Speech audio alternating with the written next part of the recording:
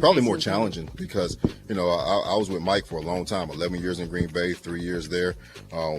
We've had a lot of conversations. We do this thing called Cross the Hall there, where the defensive coaches go work with the offensive players, and so I've gone back and looked at all my Cross the Hall meetings. What have I told them that's difficult? And same thing with Kellen. He, the big play, he sort of hit us on something that I said in one of those Cross the Hall meetings was difficult. But I knew it. We already knew that was going to come, but he hit it, and so that's part of it. When you're at an organization and you're trying to win, you're not trying to hold anything back. But when coaches start going to other places, information goes with it. So that's part of the NFL football. It's Joe Whitt Jr. talking about having a face-off against Mike McCarthy, who he spent a lot of time with. And that is going to be a challenge this week for Whitt and this defense, is McCarthy knows what he wants to do. The good news for Whitt is he knows what McCarthy wants to do.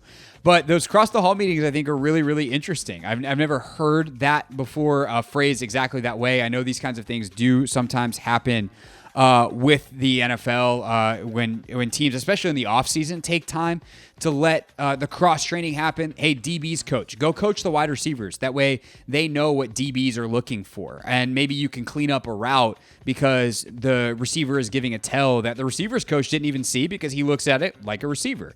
And the DBs coach is going to look at it like a DB. And so Joe has had this experience with not just Kellen Moore, who he just faced with the Eagles, but with Mike McCarthy time after time after time. Then you also have the familiarity on the personnel side of it, right? It's not just Joe Whitt and Mike McCarthy who know each other so well. You have Tyler Biotish and Dorrance Armstrong who have gone up against some of the players they're going to face on Sunday. So is there an advantage either way for guys like Dorrance Armstrong and Dante Fowler on Whitt's defense going against offensive linemen they have faced in guys like Terrence Steele and Tyler Smith along that Cowboys offensive line? I think it gives us some of an advantage, because he's lined up and played those guys. He knows how to, work them and what they like, what they don't like. So it gives them an advantage. Advantages are good. You take them, and you need to use them for all 60 minutes. That gets us to number 5 in our pick 6. Number 5. And the Commanders' defense has actually played really well for the first 50 minutes of every game since week 7. And some of their overall stats have shown that. Like, they're way up there in EPA per play against the pass. The run defense is obviously pulling that down. But even the run defense, if you could, slide the shifter to just the first 50 minutes, like, it's been some big runs late against teams, and especially last week against Philly, where they kept Saquon pretty bottled up, and then all of a sudden, boom, boom, explosive late. And you're dead in the water. All your numbers look terrible. And the game looks terrible because he scores on both of those plays. And that is especially hurtful for Joe Whitt Jr. because he and Dan Quinn preach making winning time plays. And we've seen some of the post-game locker room speeches and all that kind of stuff from Quinn talking about, hey, we've got to make winning plays, and we did against Chicago, and in the locker room on all that stuff. So how does Joe Whitt get his defense to play that full 60, and what are some of the winning time plays that he wants to see made? Well, we didn't get the the fourth down there. All right, they hit the explosive pass. Okay, all right. We had opportunity. We got the ball out. We should have picked that ball up. Okay. The 2 big runs that they hit late in the game, we were in run defenses. I know a lot of people say, we're trying to protect the corners. We didn't protect the corners at all this game, okay? All right? Those guys went out there and covered. Mikey played a heck of a football game, all right? Juice and Mike Davis, they played good football games. They went out there and covered. We didn't protect them, all right? We were in the run calls, and the runs got out, all right? So we got to play them better, all right? We were in the calls that we wanted to be in, so that's where I'm disappointed. So because we hit it early, but it's 60 minutes.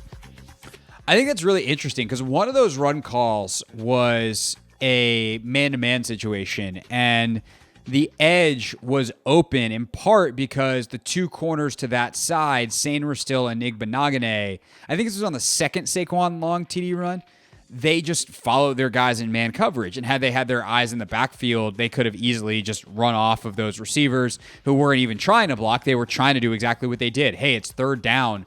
let me just run you away from the play and hope that you'll follow me because you're locked into man-to-man coverage, and we know you like man-to-man coverages here.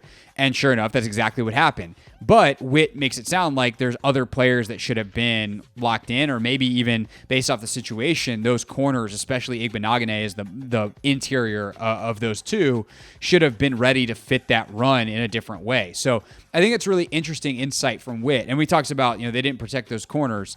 I mean, they definitely played some man. They definitely did some of that stuff, but they also, I think, put those corners in good position to cover because they put them in a lot of like cover two, too high situations, at least some that I can think of. But there's also times where they also had single high, and Juice is doing a really good job 30 yards down the field on A.J. Brown. And you're like, oh, after what happened last week, I don't know that I'd be trying that, but Juice did the job, and I think they trusted that their pass rush would affect Jalen Hurts, and he doesn't see the field particularly well, and did a good job with some disguises. And I don't think Joe Whitt Jr.'s fibbing there in any stretch of the imagination. Last but not least in our pick 6. Number 6. The Cowboys have one guy who can absolutely kill you on defense. We talked about it with Micah Parsons. They have one guy who can absolutely kill you on offense, and that is CeeDee Lamb. They will get him his touches. They will try to get him probably close to 15, 20 touches in this game. It'll come on reverses. It'll come on screens. It'll come on deep shots. It'll come with him lined up outside the slot, and that is what makes him such a nightmare for Joe Whitt Jr. to prepare for. Well, CeeDee, first, he can play every position. From the receiver standpoint, you put him in the slot, he's quick, he can beat you over the top. He is great, not good after the catch. He's just excellent. So that's why they put him in the backfield sometimes and toss it to him. He's a good screen runner. He can catch the ball on different locations and different planes. He can contort his body. I think he's just an excellent football player, and he's tough. He's just a tough individual. I used to like to say there was only two of those guys, him and Turp, that really would come over there and come in the defensive room, because defensive guys are a little throwed off, and he would come in and sit in there and go back and forth with those guys. And so I have a lot of respect for CeeDee. Like him a lot. He's a good dude. Good dude, great player. And maybe he's a great dude. I don't know. I don't know CeeDee Lamb at all. But I can tell he's a tremendous football player. And if they can get Marshawn Lattimore back, that would be great. It does not look like that is tracking that way. Dan Quinn will have the news tomorrow, but Lattimore a DNP for Thursday's practice again after missing Wednesday. Quinn said they would try to get him in practice today. Clearly they did not. So we'll see if Lattimore is going to make his debut Sunday or if it'll be another week until the acquisition at the trade deadline actually puts on a Commander's uniform for the first time. But in the meantime, Sanders still will get his shots. Juice will get his shots.